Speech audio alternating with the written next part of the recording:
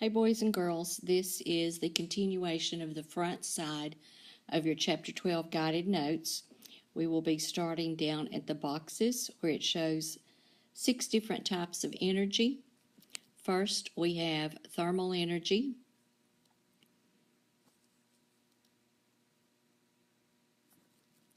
Thermal energy is due to random motion of particles and the number of particles.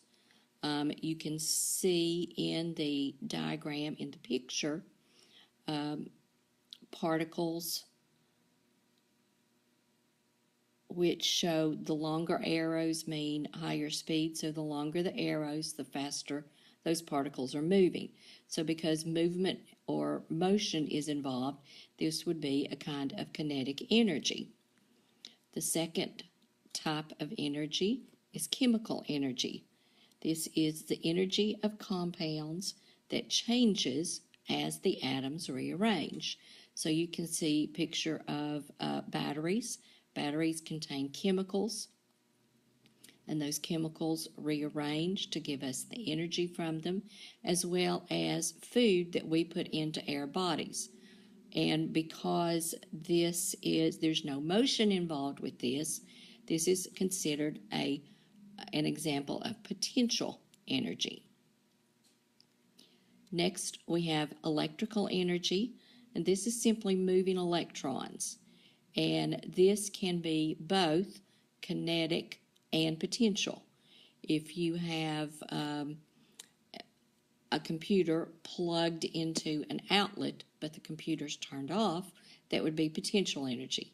Once you power up that computer, those electrons move from the wall, the outlet, through the wires of the cord into the computer, and so then that becomes kinetic energy. And this is kind of like what the diagram shows. Next, we have sound energy. Sound energy is caused by an object's vibrations. So you can see an example there of an alarm clock or an old-fashioned alarm clock moving because it's vibrating, the bells are ringing, or the guitar strings. Now, I put a question mark there, so what type of energy do you think is involved here? Is it going to be potential or kinetic? If you said both, then you would be correct. Next, we have light energy, which is produced by vibrations of electrically charged particles. You see a picture there of a microwave, which uses light energy to cook food or reheat food. You also see a radio tower, or a tower, it could be a cell phone tower these days, that sends out radio waves, signals to telephones, radios, televisions. So what type of energy do you think this would be? Would it be kinetic or potential? Last, we have nuclear energy. This is when we have changes in the nucleus of an atom. The two kinds of nuclear energy are fusion and fission. Fusion is what occurs on the sun when we have two hydrogen atoms combining to form helium. Fission is what takes place in Oak Ridge, at nuclear power plants, maybe other places where they work with radioactive elements. They take a very heavy element like uranium, blast it with another little particle, and it splits in two.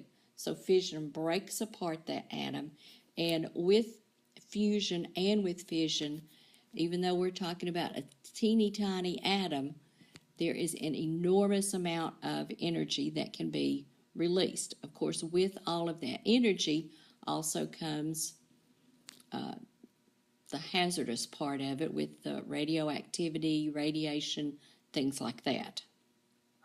All right, so that finishes up Section 1. Next, we'll start with Section 12.2, which is on energy conversion.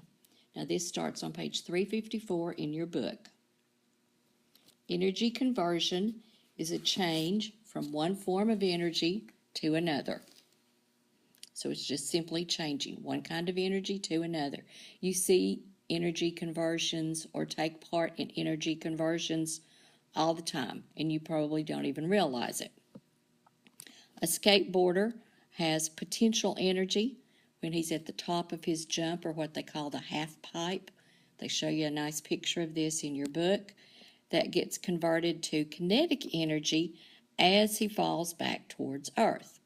A pendulum. I had an example of a pendulum on Monday, which is also a good example of energy conversion, as energy is constantly being converted from potential energy to kinetic energy and then back to potential energy. So energy conversions are needed for everything that we do. Machines like hair dryers help convert energy that make the energy work for us. A machine can make work easier by changing the size or direction or both. All right, I need everybody to listen up so they know. Sorry about that interruption. Machines such as hair dryers help convert energy and make the energy work for us. A machine can make work easier by changing the size or direction or both of the force needed to do the work. So machines help us use energy by converting it into a form that we need, like electrical energy. You can't just use electrical energy coming straight out of a wall. You have to have some type of machine that converts it to a usable form. All right, so this is the end of the first section. I'm going to entitle this, what is energy2? And I will get the other side of your paper up hopefully later on today. Thanks.